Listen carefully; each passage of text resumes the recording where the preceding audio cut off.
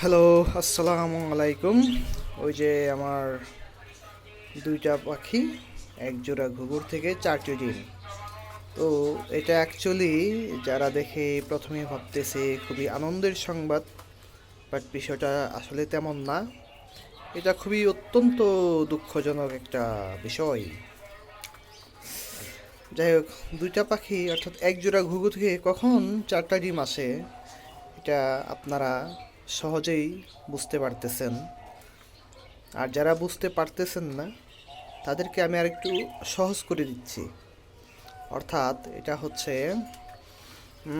তারা দুজনই হচ্ছে ফিমেল। তারা দুজনই ফিমেল হওয়ার কারণে তারা ডিমকে খুব যত্ন করে তা দেওয়ার পরেও ডিমের ভেতর কিন্তু কোনো রক্ত জমাট বাঁধে নাই।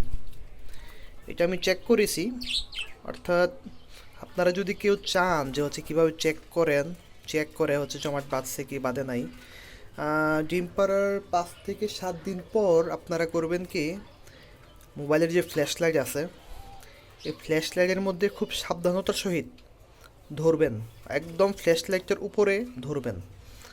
তখন দেখবেন যে হচ্ছে ডিমের মধ্যে আছে কিনা, মানে হচ্ছে রক্ত জমাট বাঁধছে কিনা।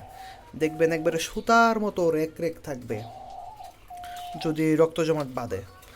আর যদি রক্ত জমাট না বাঁধে, তাইলে দেখবেন যে কিছুই দেখবেন না, মানে কিছু নাই আর কি। তো ওই সময় যদি দেখেন যে হচ্ছে সুতার মতো, মানে 5 থেকে 7 দিন পরেও কোনো সুতার মতো রেক রেক নাই, আপনারা সুন্দর করে আস্তে করে মানে সেই ডিমটা ফেলে দিতে পারেন। এখন এই যে 4টি ডিম একটি একটি করে কি আপনাদের দেখানো দরকার আছে যে হচ্ছে এগুলার রক্ত জমাট বাঁধছে কিনা? আশা করি দরকার নাই, যেহেতু আমি বলতেছি যে বাদে নাই। এদের যে সেট আপ দিয়েছি এগুলো খুলে ফেলবো। তাহাদেরকে তাহাদের সঙ্গে এনে দিতে হবে, যেহেতু দুইটা ডিম পারছে তার মানে দুইটা ফিমেল, এটা তো কনফার্ম। সো তাদেরকে হচ্ছে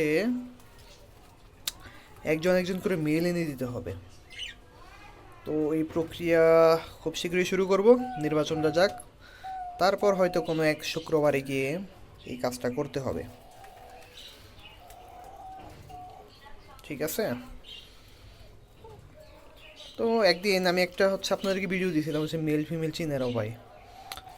দেখেন সবগুলোর মধ্যেই কিন্তু যেগুলো দেখি মেল, এগুলোর চোখের রিংটা বড়।